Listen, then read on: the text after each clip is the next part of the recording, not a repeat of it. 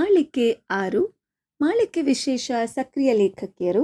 ತಿಂಗಳ ವಿಶೇಷ ಲೇಖಕಿ ಆಶಾ ರಘು ಅವರ ಕಾದಂಬರಿಗಳು. ಪುಸ್ತಕ ಪರಿಚಯ 21. ಪುಸ್ತಕದ ಹೆಸರು ಚಿತ್ತರಂಗ. ಲೇಖಕರು ಆಶಾ ರಘು. ಅಭಿಪ್ರಾಯ ವಿಭಾ ವಿಶ್ವನಾಥ್ ಮತ್ತು ಓದುತ್ತಿರುವವರು ಶಿಲ್ಪಾ ಮಲೇಶ್. ತೆರೆಯ ಮುಂದೆ ಕಾಣುವ ನಟ ಅಥವಾ ನಟಿಯರು ಮಾತ್ರ ನಮಗೆ ಪರಿಚಯ, ಅದು ಅವರು ನಿರ್ವಹಿಸುವ ಪಾತ್ರಗಳ ಮೂಲಕ.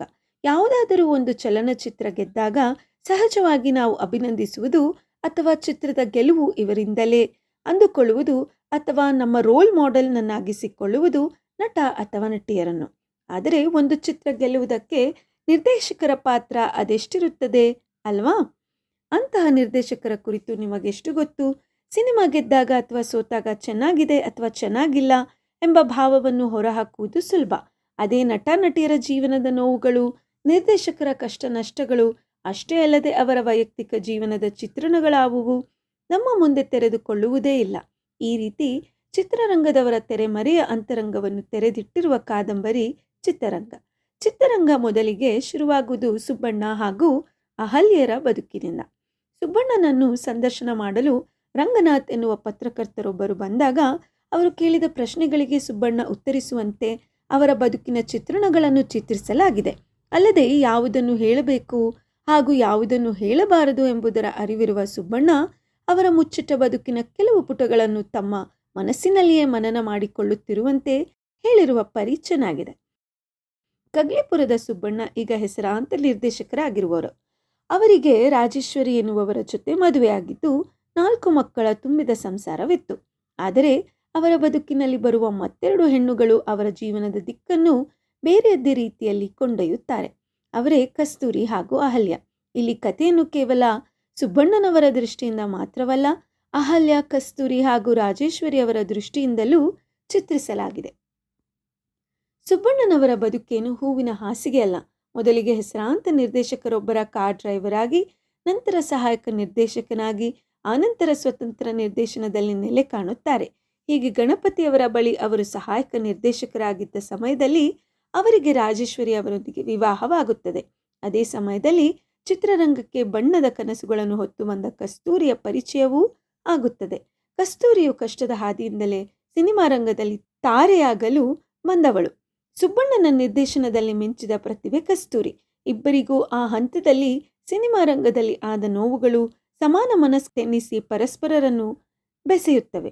ಇವರ ಸಂಬಂಧ ಮುಂದುವರಿದರೂ ಕಸ್ತೂರಿಯ ಅಭಿನಯ ಒಂದು ಮಟ್ಟಿಗೆ ಬಂದು ಆಕೆ ಚಿತ್ರರಂಗದಲ್ಲಿ ನೆಲೆ ನಿಂತಾಗ ಆಕೆಯ ನಡವಳಿಕೆಗಳು ಚಿತ್ರರಂಗವನ್ನು, ಸುಬ್ಬಣ್ಣನನ್ನು ದೂರ ಮಾಡಿಕೊಳ್ಳುವಂತೆ ಮಾಡುತ್ತವೆ. ಅಷ್ಟಕ್ಕೂ ಆಕೆ ಚಿತ್ರರಂಗದಿಂದ ದೂರಾಗಿ ನಾಟಕಕ್ಕೆ ಹೋದದ್ದೇಕೆ? ಯಾರಿಗಾಗಿ? ಆಕೆ ಚಿತ್ರರಂಗದಲ್ಲಿ ಮಾಡಿಕೊಂಡ ಎಡವಟ್ಟುಗಳೇನು? ಆಕೆ ಬದುಕಿನಲ್ಲಿ ಅಷ್ಟು ನೊಂದು ಆತ್ಮಹತ್ಯೆ ಮಾಡಿಕೊಂಡದ್ದೇಕೆ? ಇವೆಲ್ಲವನ್ನು ಕಸ್ತೂರಿಯ ಮಾತುಗಳಲ್ಲಿ ಹಾಗೂ ಸಮಾಜದ ನೋಟ ಎರಡರ ದೃಷ್ಟಿಯಲ್ಲಿಯೂ ಕಾಣಬಹುದು. ಕಸ್ತೂರಿ ಇನ್ನು ತನ್ನ ಚಿತ್ರಗಳಲ್ಲಿ ನಟಿಸುತ್ತಿದ್ದಾಗಲೇ ತಮ್ಮ ಸಂಬಂಧ ಹಳಸುತ್ತಿದೆ ಎಂಬ ಸುಳಿವು ಸಿಕ್ಕಾಗ ಸುಬ್ಬಣ್ಣನವರು ಮುನ್ನೆಲೆಗೆ ತಂದ ಕಲಾವಿದೆ ಅಹಲ್ಯ. ಅಹಲ್ಯ ತಾನು ಚಿತ್ರರಂಗದಲ್ಲಿ ನೆಲೆ ನಿಲ್ಲಬೇಕು ಎನ್ನುವ ಕಾರಣಕ್ಕೆ ಸುಬ್ಬಣ್ಣನವರ ಜೊತೆ ಗುರು ಶಿಷ್ಯೆಯ ಸಂಬಂಧ ಹೊಂದುವಾಗಲೇ ಅದು ಮತ್ತಷ್ಟು ಮುಂದುವರೆದು ಅವರಿಬ್ಬರ ವಿವಾಹವೂ ಆಗಿ ಅವರಿಗೊಬ್ಬಳು ಮಗಳು ಹುಟ್ಟುತ್ತಾಳೆ. ಅವಳೇ ಹರ್ಷಿತಾ. ಆದರೆ ಸುಬ್ಬಣ್ಣನಿಗೆ ಈ ಸಂಬಂಧ ಕೂಡ ದೀರ್ಘಕಾಲ ಉಳಿಯುವುದಿಲ್ಲ. ಈ ಸಂಬಂಧ ಮುರಿದು ಬಿದ್ದದ್ದೇಕೆ? ಕಾರಣವೇನು? ಇಲ್ಲಿ ತಪ್ಪು ಯಾರದ್ದು? ಅಹಲ್ಯಾಳ ಸಿನಿಮಾ ರಂಗದ ಬದುಕು ಮುಂದೇನಾಯಿತು? ಓದಿ ನೋಡಿ. ಇಲ್ಲಿ ರಾಜೇಶ್ವರಿ ಅವರ ದೃಷ್ಟಿಯಿಂದ ನೋಡಿದಾಗ ಸುಬ್ಬಣ್ಣನವರು ಕಾಣುವುದೇ ಬೇರೆ. ಅವರ ಸುಬ್ಬರಾಜನ ಕುರಿತ ಮಾತುಗಳು, ಅವರು ಪಟ್ಟ ಭವಣೆಗಳು, ಕಷ್ಟಗಳು ಅವೆಲ್ಲವನ್ನು ಸರಿದೂಗಿಸಿಕೊಂಡು ಸಂಸಾರವನ್ನು ಸಲಹಿದ ಪರಿ ಯಾವ ಹೆಂಡತಿಯಾದರೂ ಗಂಡ ಮತ್ತೊಬ್ಬಳೊಡನೆ ಸಂಬಂಧವಿರಿಸಿಕೊಂಡಿದ್ದಾನೆ ಎಂದಾಗ ಆಗುವ ತಲ್ಲಣಗಳು ಹಾಗೂ ಮಾಡಿಕೊಳ್ಳಬೇಕಾಗಿ ಬರುವ ರಾಜಿ, ಅದರ ಹಿಂದಿನ ನೋವು ಎಲ್ಲವನ್ನು ರಾಜೇಶ್ವರಿ ಅವರ ಮನಸ್ಸಿನ ಮಾತುಗಳ ಮೂಲಕ ಮೂಡಿಸಿದ್ದಾರೆ ಲೇಖಕಿ. ಕಸ್ತೂರಿಯ ಆತ್ಮಹತ್ಯೆ ಹಾಗೂ ಅಹಲ್ಯ ದೂರವಾದ ನಂತರ ಸುಬ್ಬಣ್ಣನ ಬದುಕು ಏನಾಯಿತು? ಅಷ್ಟು ದಿನಗಳ ಕಾಲ ಕಡೆಗಣಿಸಿದ್ದ ರಾಜೇಶ್ವರಿ ಅವರು ಸುಬ್ಬಣ್ಣನೊಡನೆ ಹೇಗೆ ನಡೆದುಕೊಂಡರು? ಸುಬ್ಬಣ್ಣನವರ ಮಕ್ಕಳಾದ ಭರತ್, ಮಧು, ಕೀರ್ತನ ಹಾಗೂ ಶಾಂತಿಯರು ತಂದೆಯನ್ನು ಹೇಗೆ ಕಂಡರು? ಸುಬ್ಬಣ್ಣನವರ ಮುಂದಿನ ಸಿನಿ ಬದುಕು ಏನಾಯಿತು? ಎಲ್ಲವನ್ನು ವಿವರವಾಗಿ ತಿಳಿಯಲು ಕಾದಂಬರಿಯನ್ನೇ ಓದಬೇಕು.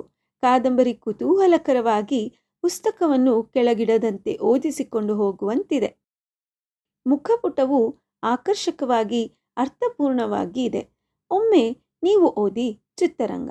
ಧನ್ಯವಾದಗಳು.